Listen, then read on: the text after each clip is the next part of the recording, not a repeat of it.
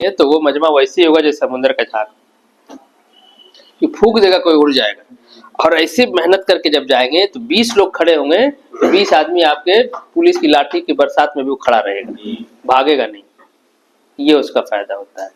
तो नंबर कहीं मैटर करता है, अब कहीं क्वांटिटी मैटर करती है, कहीं क्वालिटी मैटर करती है। ये जो हम काम कर रहे हैं ये क्वालिटी बनाने का काम है। हमारा एक आदमी तैयार होगा, 100 लोगों से अकेले बहस कर लेगा अपने मुद्दे पे। तो ये बहुत सीरियस काम है और ये बहुत सीरियस होके होगा भी। अब जैसे में 4 लोग हैं, बड़ा मजमा नहीं तो का बोली, और जैसे ही 500 आदमी देखे तो झाड़ झूड़ के मन भी लगता है बोलने, ह्यूमन नेचर। अब हम जैसे हम ही मिजाज बना के आगे, कम से कम 10 20 25 लोग बैठे होंगे यार, हैं, पता चले 4 आदमी बैठे हैं, तो मोरल तो डाउन हो गया। लेकिन अगर आप सीरियस हैं समाज को लेके तो मोरल डाउन आपका नहीं होगा। एक आदमी हो तो भी वही बात, 1000 आदमी हो तो भी वही बात। एक आदमी से भी हमको वही लालच है, 1000 आदमी से भी हमारी वही लालच है।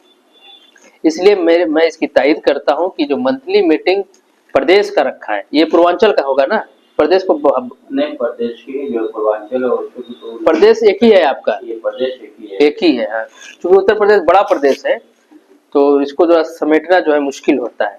इसलिए मैंने कई संगठनों को देखा है, जैसे महादलित एक चलाते हैं, उन्होंने भी इसको 3 जोन में बांट रखा है। आरएसएस वालों को भी हमने देखा है, ये भी बांट रखे हैं, 4 जोन में बांट रखा है। हाँ। लेकिन 4 जोन बंटने में जो है कि कोई जो है कि मजा नहीं जो है। हाँ, तो देखिए वो संगठन के लोग अपनी सुविधा अनुसार, हाँ मैं समझ गया। देखिए जब तक सिस्टम नहीं बनाएंगे ना कोई काम नहीं करेगा।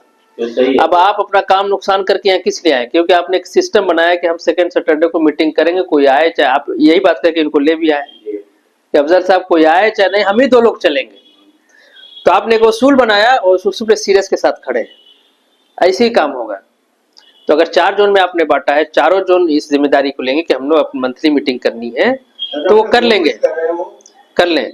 दूसरा मैं इसलिए कहता कि चूंकि उत्तर प्रदेश बहुत बड़ा है, अब कोई मान लीजिए किसी को बलिया से आना है, मान लीजिए किसी को जो है वहां बरेली से आना है, पीलीभीत से आना है, तो उसको समझ लीजिए 2 रात 1 दिन का समय निकालना पड़ेगा। लेकिन अगर बलिया वाले को आप बनारस में जोड़ रहे हैं तो सवेरे वाली पैसेंजर पकड़ के जाएगा, मीटिंग करेगा, शाम को घरे आ जाए, कोई जाने कोई नहीं जानेगा। तो है ना, अब जैसे आप बनारस चले गए तो आप तो 1.5 घंटे बनारस पहुंच जाते होंगे, आप गए मीटिंग किया, आपके पास इतना समय कि बाजार उजार करके दाल मंडी से भी सब मार भी लेते हैं, बीवी भी खुश रहेगी चलो गए थे कुछ काम करके। लेकिन अगर लखनऊ आना हो गया आपको, पूरा सतुआ प्याज बाढ़ के चलना पड़ेगा, मूड बना के, देखो रात में आ भी सकते नहीं भी आ सकते, क्योंकि भाई आप प्रदेश के जिम्मेदार है ना। मान लीजिए यहाँ कोई बात हो गई, कुछ करो तो आपको रुकना पड़ गया, वो खुद ही आपको नहीं पता है। लेकिन बनारस में अगर आपको 9 बजे रात में भी फुर्सत मिल गया तो आप 10:30 बजे घर पहुंच जाएंगे, किसी को पता चलेगा नहीं। तो वो आप लोग देख लीजिएगा अपने सुविधा अनुसार। लेकिन ये मंथली जो प्रदेश की मीटिंग है ये बहुत जरूरी है, और मैं ये चाहूंगा कि जो है जो जिले की मीटिंग है वो भी अपना मंथ जरूर तय करें। जिला स्तर पर तो जरूरी है मंथली मीटिंग, जैसे मान लीजिए प्रदेश की मंथली मीटिंग आप सेकेंड सैटरडे को रख रहे हैं, तो वो जिला जैसे जौनपुर जिला है, बलिया जिला है, और जो भी जिला है वो भी जिला अपना एक मंथली मीटिंग कर ले। और जो जिले के जो सब डिवीजन है, कस्बे हैं, वो अपना वीकली मीटिंग कर लें।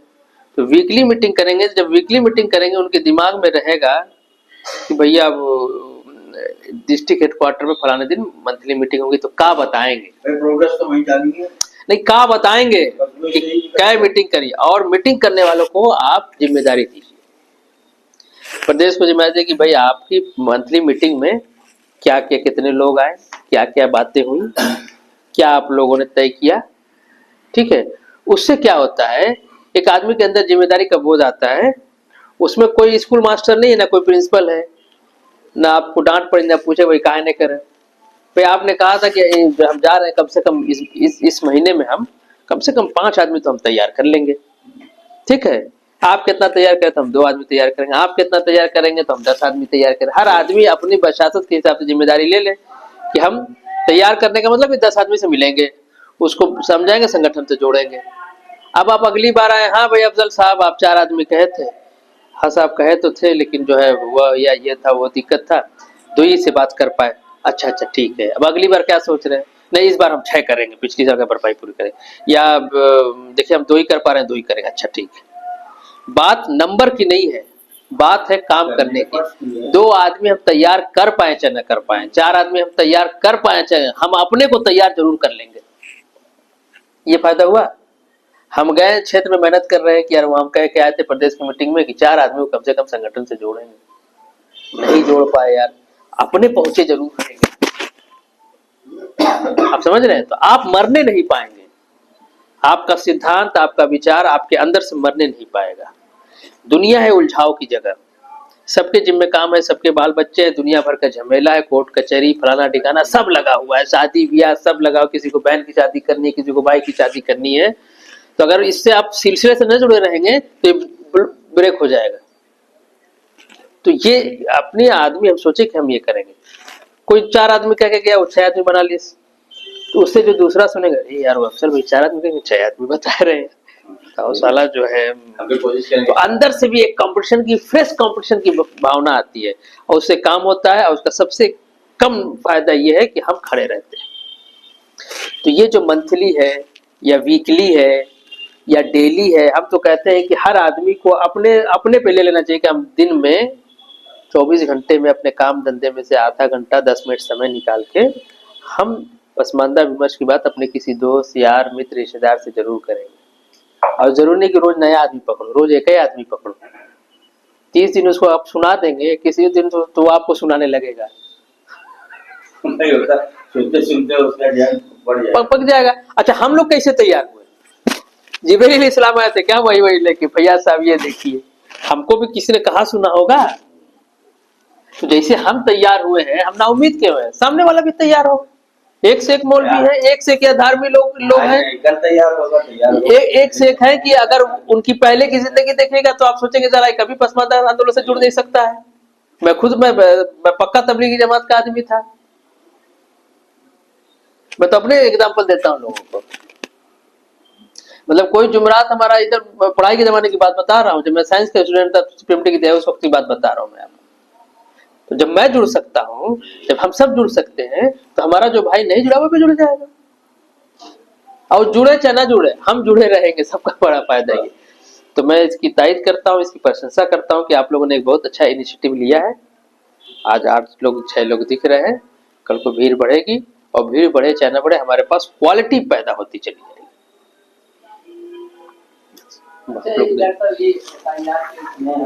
अभी जो है कि यही सोच के जो है कि मीटिंग रखे थे कि लोग आएंगे, तो इसमें तो करीब करीब सभी रहते, तो उसमें वही SIR और ये वक्त इसी सब के बारे में लोगों को जागरूक किया जाएगा कि आप अपने अपने जिले में कैसे करना है, क्या करना है, ये वो सारी चीजें जो है कि बताने के लिए जो है कि मीटिंग आज स्पेशली तौर पे किया गया था कि ताकि ये लोग आए और ये चीजें जाके अपने अपने जिले में जो है कि जो जिले का आएगा अपने अपने जिले में कैसे वो थोड़ा थोड़ा भी काम करेगा, 2-2 4-4 लोग भी काम करेगा तो बहुत काम हो जाएगा। कम से कम उसको जानकारी भी जाएगी और दूसरे को बताएगा।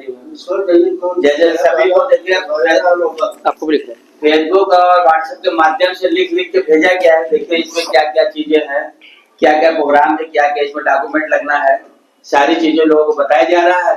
पर्सनल जो है लोगों को मोबाइल पे जो है कि मतलब व्हाट्सएप पे जो है भेजा जा रहा है कि आप लोग इसको देखिए और करिए। जो है अभी देखिए जो इसका चला है अभी मामला जो है वोटर लिस्ट वाला जो है, अभी देखिए हमने जो है कि अपने विधानसभा की पूरी लिस्ट हमने निकाला जो है 448 जो है कि विधानसभा है वो बूथ है और 448 BLO बने हुए हैं, उनकी लिस्ट हम निकाल के और हर मोहल्ले में जैसे जिस मोहल्ले में आप हैं आपके व्हाट्सएप पे भेज दे। देखो भाई ये व्हाट्सएप माध्यम से भेज रहा हूँ, आपका जो है देखो कौन सा BLO है, आप उसका इंतजार नहीं करिए, आपके दरवाजे आप उसको कॉल करिए, कहाँ पे हो वहां पहुंच जाओ, लिस्ट में आप नाम देखिए, नाम जो है कि नहीं है तो उसमें जो है कि जैसे जो उसका वो भी दिया गया है कि भाई इसमें क्या क्या लगना है, कैसे कैसे करना है, वो आप उसको सुधार करवाइए। क्योंकि ये SIR जो है लोग जो है कुछ लोग इसको अफवाह उड़ा रखा है कि ये SIR नहीं NCR है, तो उसमें भी लोगों को गलत फहमी है, ये भी बताना था जो है। कुछ लोग अफवाह में भी जो है कि इसमें तो उसमें नाम न दर्ज कराने के लिए लोग जा भी नहीं रहे, तो ये तो NCR हो रहा है, अब पता लगा आप वोट देने से जो है कि भी महरूम हो जाएंगे जो है। तो इसका भी देखना जो है कि जरूरी है, उसको भी बताना, जागरूक करना जरूरी है। बिहार के इलेक्शन में उसको चीज को और टाइट किया है। तो आप जब भी समाज में जब जाएंगे जागरूकता कर लेंगे, हमारा मकसद साफ है, हमको सरकार से लड़ना नहीं है। हमारा मोटो क्या है, ना हमको सरकार से लड़ना है, ना पब्लिक को भड़काना है। सरकार ये अपना इसका करार है, जैसे पहले होता था वैसे। अब जो सरकार कह रही है, जो कागज दे रही है, हम उस कागज को तैयार करके अपने को जो है इसमें जो है, ताकि हमारा नाम छूटने न पाए। अब इसके लिए आपने भी कई एक बातें बताई, आपने भी कई एक बातें, आपने तो पूरी तैयारी कर रखी है। वो आए कि ना आए उसका चक्कर में नहीं पड़ना है, हमको खुद धावा बोल देना है। लेकिन इसके लिए आपको लोगों को, अभी हाजी साहब कह रहे थे ना कि वो एनआरसी समझ के भाग जा रहा है, तो हमको एक तो पब्लिक को समझाना कि भैया हमको लड़ झगड़ नहीं पाएंगे, हमारी औकात भी नहीं है। अगर सरकार हमको वोटर लिस्ट से बाहर करना चाहती है तो कर देगी, ठीक। उसके लिए ना उनको कागज की जरूरत है, ना पूरा घर खानदान, हम लोग तो आबाई यही है ना, निकाल के बाहर कर देगी। और सरकार इससे पहले करती रही है, ये हमारी बात होने दीजिए, उसका कोई असर नहीं पड़ेगा। तो सरकार का फेवर भी हमें नहीं करना है, उनका विरोध भी नहीं, ठीक है ना, और सरकार का विरोध करके लड़ाना भी नहीं। ये सरकार ने किया, हम किसी तरह से अपने आप को हमको बचाना है। कहीं स्पेलिंग की गलती है तो कहीं अब्बा के नाम से, और ये मान लीजिए 100% मेरा दावा है कि बाप का नाम और बच्चे का नाम अगर मैच कर जाए ओरिजिनल नाम से स्पेलिंग के सहित, तो आप जो कहिएगा वो हम हार जाएंगे, खास तौर से मुसलमानों का। 2000 तो 100% हाजी साहब मैं बोल दूं, 100% आप ये पब्लिक से कहिए कि अगर सरकार चाहेगी तो आपका नाम उड़ा देगी, कोई माई का लाल रोक नहीं सकता है। हमको इस चक्कर में पड़ना ही नहीं है। ताकतवर आदमी अगर किसी पे जुल्म करना चाहे तो कर लेगा, कोई नहीं है। अल्लाह भी बहुत बाद में मदद करने आते हैं, सीधी सी बात हम जानते हैं। अभी यही कोई दबंग आ जाएगा, 4 गाली देगा, हम लोग से बाहर भगा, हम लोग कुछ नहीं कर पाएंगे। जब तक फोन करे, जब तक मारपीट के चले जाएंगे, ठीक है। तो ताकतवर आदमी, सरकार बहुत ताकतवर होती है, और इस तरह के नमूने आप दुनिया में स्टडी करेंगे तो हर जगह से मिल जाएगी। जहाँ लोगों को, अभी एक अफ्रीका देश था, वो एशियन के खिलाफ नफरत फैलाया उसने, एशिया के लोग सब आ गए हैं, ये बांग्लादेश, इंडिया और वो चाइना के लोग सब आके हम लोग को सारा लूट लिए। तो उसी में सबको बाहर करा दिया। बड़े बड़े लोगों को, जो बड़े धड़ाधड़ लोग थे, वो समझे कि हमारा नंबर नहीं आएगा, तो फासिज्म जो होता है वो अपने स्टाइल में चलता है। कौन बचेगा कोई नहीं, उसकी बात है। सीधा सा वोटर लिस्ट में अपने लोगों को समझा बुझा के इसमें नाम जो कागज नहीं उसको बनवा के डलवा देना है, ये पहली सी चीज है। और ये जो शंका है पब्लिक के, इस शंका से हमको टकराना नहीं है। उनकी शंका को एक्सेप्ट करते हो कि भैया अगर ताकतवर आदमी चाहिए तो ऐसे ही काटती हो, कि जरूरत क्या है। लेकिन ये जो प्रक्रिया चल रही है इसमें हम किए रहेंगे, ताकि कल को कोई बात होगी तो हम कोर्ट कचहरी जाने लायक रहेंगे, कहने लायक रहेंगे भैया जो जो तुम मांगे हम दे दिए, तब हमका काहे निकाला तो, ये कह के अपने लोगों से करवा लेना है। और इसके लिए थोड़ा तेजी पकड़नी पड़ेगी, क्योंकि मैं देख रहा हूँ कि अभी मुसलमान जो है एकदम सोए हुए हैं यूपी के। स्लिप जरूर लेना है, उसको बीएलओ के दस्तखत करके, ताकि आपको प्रूफ कि हमने तो जमा किया था, देखिए स्लिप है मेरे पास, जो कटी की स्लिप होती है। बिहार में लोगों ने ड्रामा किया है बहुत, हम देख रहे ज्यादातर हुआ आपको 2022 से जो है 2022 के चुनाव में बता रहे, विधानसभा के चुनाव में जो है अंदर जो है लिस्ट रखी हुई है, जो लोग लेके जा रहे हैं, शकील साहब जरा पानी ला रहे हैं, ऐसे नहीं सब आपका नाम लिस्ट में नहीं है। बाहर बीएलओ बैठी है, लिस्ट बना के देख के दे रही है कि ये पर्ची आप लीजिए और जाइए, और अंदर लिस्ट में नाम नहीं है, अंदर के लिए दूसरी, बाहर के लिए दूसरी। काफी लोग जब गए वापस आ रहे थे तब बताओ कि यार अंदर लिस्ट ही नहीं है, तो बीएलओ से पैसा मिलाओ, जब मिलाया तो तेरा हम तो बना के दिया है, उसका नंबर है, ठीक पड़े हुई है। और तो बीएलओ वाले लिस्ट हमने उठाया और लेके घुस के अंदर जो है, हमको भैया ये बताइए ये जो लिस्ट है ये किसने बनाया है। देखिए तो कहें भाई ये निर्वाचन की तरफ से जो बनी हुई है, तो निर्वाचन की तरफ से बनी है, और ये आपकी जो बनी हुई है ये भी बनी हुई है, तो हम कहें इसमें से फर्क क्यों है। कहें क्या फर्क है, हम ये लिस्ट में देखिए जितने ये देखिए फलाने, देखिए पर्ची दो यार, देखिए इसमें पर्ची दीजिए, इसमें ये कैसे, तो ऐसा करिए ये लिस्ट आप हमको दीजिए और ये लिस्ट पकड़िए और इसको लेके बैठिए। कहिए कि कंपनी कहे वो हमको वहां से मिले, हमको तो ये भी तो वहीं से आई हुई है। वो लिस्ट वहां रखवाया, वो लिस्ट उठाया, तो जो लोग वापस आ रहे थे जा जाके फिर और उन्होंने दिया जो है। लेकिन ये थोड़ा सा वहां पे आदमी को टाइट, और हर आदमी कर नहीं पाता जो नहीं उस तरह से सफेद रहेगा। दूसरी चीज, एक निवास प्रमाण पत्र, अगर नए सिरे से आपको अपने बच्चे का या अपना बढ़ाना है तो जो हाजी साहब ने बताया सही है, फॉर्म रहेगा, लेकिन वो वोटर लिस्ट के साथ साथ आपका एक निवास प्रमाण पत्र होना चाहिए। निवास प्रमाण पत्र अगर हम जिस गांव के बहुत आसानी बन जाता है, उसमें कोई प्रॉब्लम नहीं है। या हमारी जो है डेट ऑफ बर्थ या हमारा पासपोर्ट या इंटर या हाई स्कूल की मार्कशीट, ये सब जरिया है। 10 विकल्प है। और जहां तक है कि बीएलओ के बाद बीएलओ हमारे घर आएगी कि नहीं आएगी, हम या ग्रामीण क्षेत्र से जुड़े हैं या शहरी क्षेत्र से जुड़े हैं। अगर हम शहर में हैं तो अपने सभासद को पकड़ ले कि भाई हमारा मकान नंबर फला है और हमारा जो है बीएलओ कौन होगा। अपने सभासद से बीएलओ का नाम और नंबर ले ले, आप सीधे संपर्क करिए, या अपने प्रधान से मिल लीजिए और ये पूछ लीजिए कि हमारा बीएलओ कौन है, उससे नाम और नंबर ले लीजिए, उससे सीधे संपर्क कीजिए। यही है सर हमारा जानकारी की। बाकी और कोई एक हम बता रहे हैं जी, जैसे हम अपनी बात बता रहे हैं कि हम लोग पहले डुमरियागंज में रहते थे, जैसे आप जानते हैं, तो 2003 में जाहिर सी बात है हमारा वोट, मैंने वोट किया है यहाँ पे, लेकिन 2003 में मेरी फैमिली कोई वोटिंग नहीं था, किसी का नाम यहाँ पे नहीं है, सबका गाँव में ही है, वहीं पे नाम होगा 2003 की लिस्ट में, और हम वोट यहाँ कर रहे हैं अभी तक। आपको पूरे हिंदुस्तान में एक जगह मतदाता सूची नाम रहेगा। अगर आप यहाँ कर रहे हैं, यहाँ रह रहे हैं, तो आपको निवास प्रमाण पत्र बनवा लीजिए तहसील के जरिए, और वही आपका लग जाएगा। कोई विशेष प्रॉब्लम नहीं, खाली इसको लोग कंफ्यूज हैं। तो क्या उसमें निवास प्रमाण पत्र ही सफिशिएंट? हाँ, निवास प्रमाण पत्र अगर आपका कुछ नहीं है तो निवास प्रमाण पत्र मान हो जाएगा। लिस्ट में मेरा नाम नहीं था जी, ना, मैंने वहाँ घर पे वोट दिया है, ना यहाँ थे, यहाँ कहाँ देखे, माँ बाप ने वहाँ पे वोट किया है, मेरी माँ ने यहाँ भी वोट कर रही है। आप नए भी हैं, आप यहाँ मकान बना के 10 साल 20 साल से रह रहे हैं, आप नहीं भी पढ़ा है। मैंने 2003 में वोट यहाँ नहीं किया, लेकिन जब 2019-20 का जो इलेक्शन था उसमें मैंने यहाँ वोट किया, मेरा है। मैं कह रहा हूँ आपको कोई रिकॉर्ड नहीं है। अगर आप इस गांव में हैं, इस शहर में हैं, आपका निवास प्रमाण पत्र है इस एड्रेस पे, या इस एड्रेस पे आपका जन्म प्रमाण पत्र है, फार्म कॉलम भर के हो जाए, कोई प्रॉब्लम जन्म प्रमाण पत्र तो बनने बहुत टाइम लग जाएगा और 2-3 महीना लगता है। जन्म प्रमाण पत्र में मैं कह रहा हूँ आज प्रक्रिया थोड़ी है। आप वो जो कह रहे हैं निवास प्रमाण पत्र, मैं निवास प्रमाण पत्र आप लगा लीजिए। आपने हाई स्कूल पास किया है? 70% लोग तो हाई स्कूल इंटर है, जो 30% नहीं है, 1 हफ्ता में निवास जन्म प्रमाण पत्र बन जाता है। लंबी प्रक्रिया नहीं है इसकी। आप क्या बनता होगा हर जगह जो है। अरे भैया उस पर फालतू की बहस क्यों आप लोग कर रहे हैं? आप कह रहे हैं 2 महीना, कह रहे हैं 1 हफ्ता, वो जब कागज बनवाना ही नहीं है तो बातें खत्म हो गई। आप आसान रास्ता पकड़िए। सवाल यह है कि 2 महीना भी लगे, लेकिन अगर हमको आवश्यकता है तो हमको करना होगा, अपना डॉक्यूमेंट लगाना होगा। जरूरत नहीं है। आप जब कचहरी में जाएंगे तो 1 दिन का काम भी 10 दिन में होता है, वो एक अलग दुनिया हो जाती है। लेकिन जो डॉक्यूमेंट लग रहा है उसकी बात हो रही ना।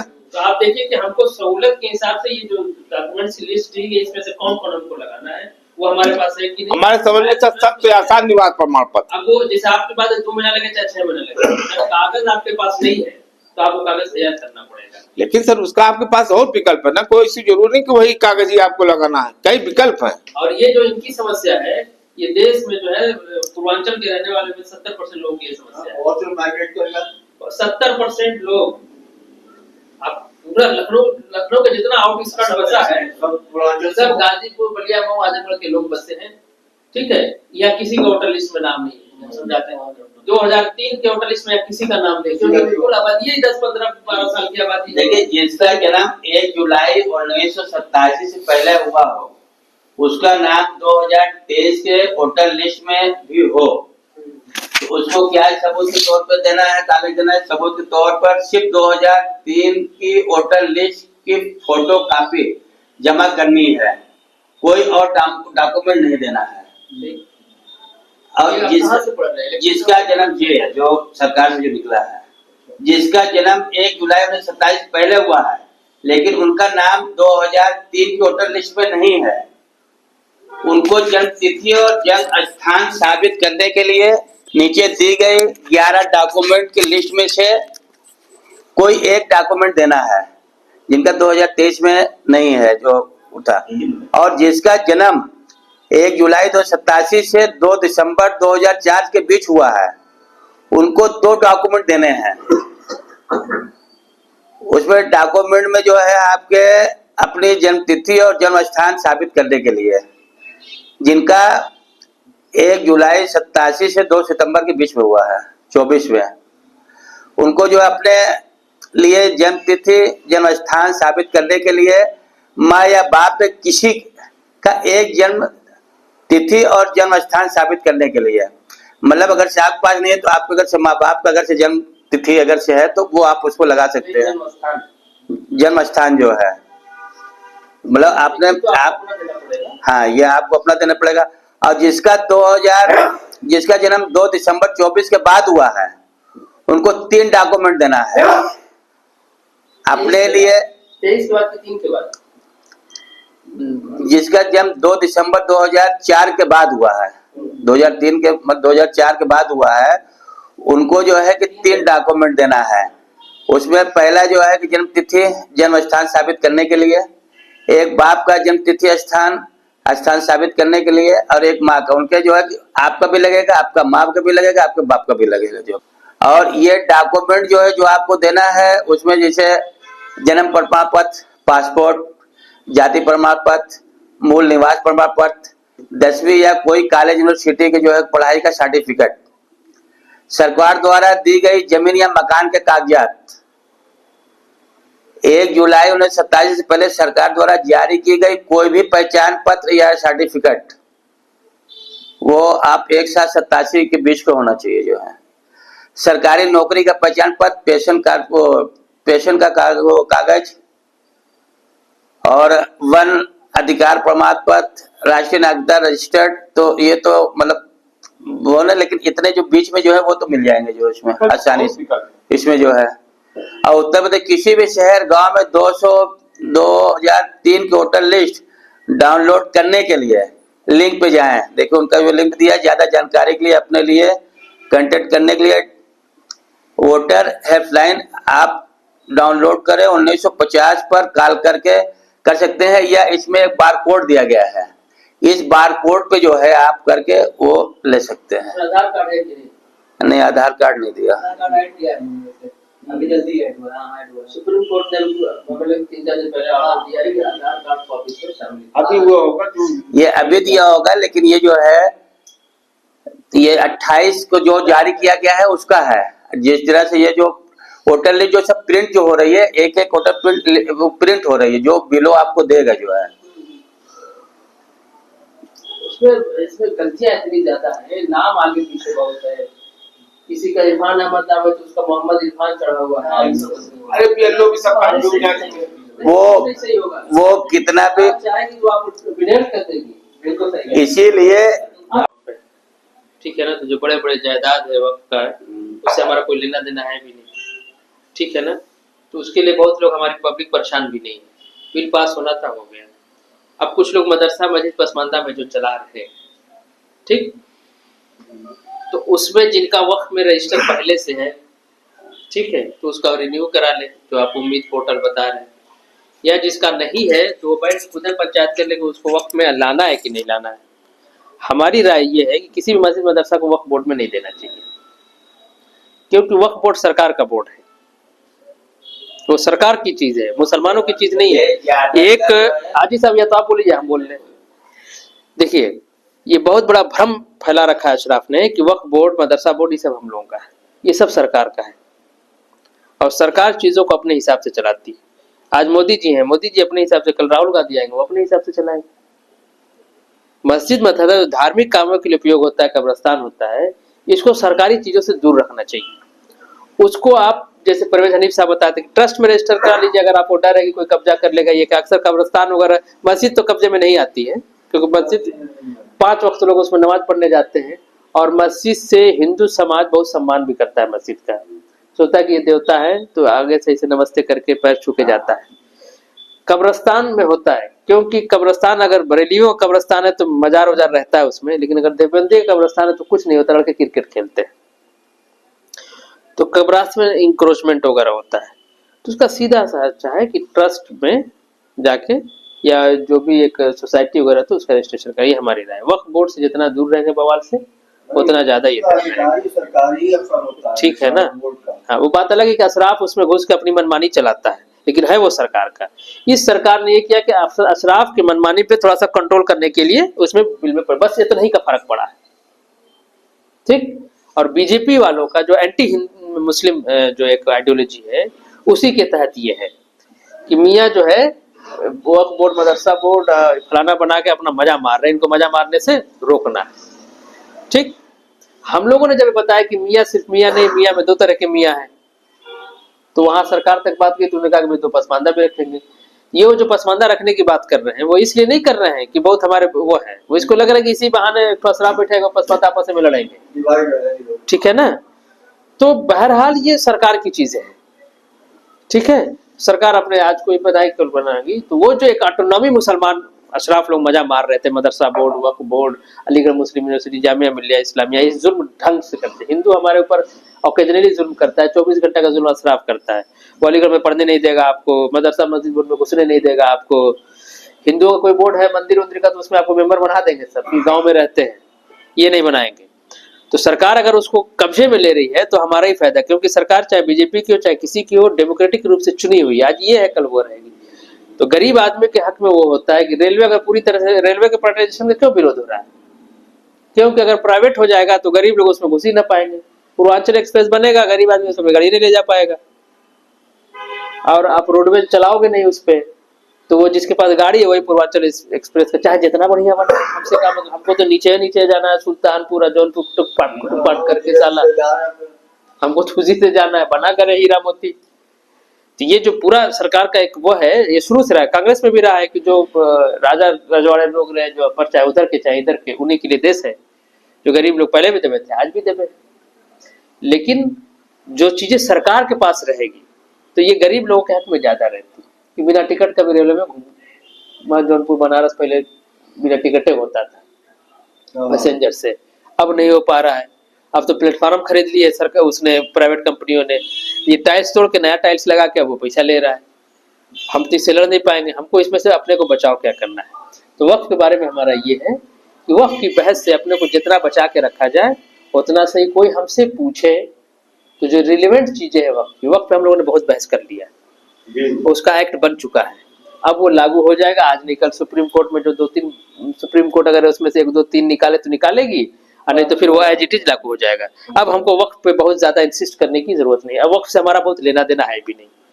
हम करें, यहाँ लोग बैठे कितने लोग वक्फ प्रॉपर्टी चला रहे हैं, जो चला रहा है, जो कंसर्न है, वो हमारे पदाधिकारियों से समझ बूझ के अपनाए, इसको आम बहस हम लोग न बनाए। SIR वाला तो ठीक है, वो हर आदमी से उसका पाला पड़ना है, ठीक है ना। वक्फ करने से अब अगर हम लोग वक्फ के बात करेंगे तब सीधा जो है हमारे ऊपर RSS BJP वाला और मोहर पक्का होता चला जाएगा, क्योंकि हमने बिल को सपोर्ट किया, इसलिए सपोर्ट किया कि उसमें पसमानदा हित की बात हो रही थी, बात खत्म।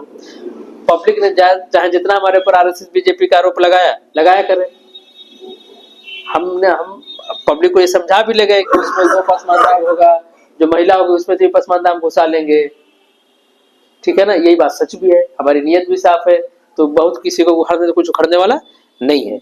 लेकिन अब वक्फ करके अब हम पूरा भाजपा के कार्यकर्ताओं की तरह घूम के उम्मीद पोर्टल पर सबसे रजिस्टर करवाने के लिए मुहिम चलाई, ये सबसे दूर रहना है, ठीक है, हमारी राय है। जो वक्फ से संबंधित लोग हैं हमारे पदाधिकारी से अप्रोच करते हैं, हमारे पदाधिकारी उनको साफ बातें बताई, देखो सरकार ने ये बनाया, ऐसे बनाया, इस पे जाकर रजिस्टर करिए, इस पे रजिस्टर करिए। हमारा कोई अपना आदमी है मस्जिद मदरसा चला रहा, उसे करें भैया दूर रहो, सोसाइटी बना के सोसाइटी एक्ट में रजिस्टर करा के फुर्सत करो, वक्फ से दूर रहो। मुया से जितना ज्यादा दूर रहेंगे हम लोग, उतनी ही जिंदगी हमारी अच्छी हो, एकदम भारतीय मुसलमानों के लिए एक फैक्ट है।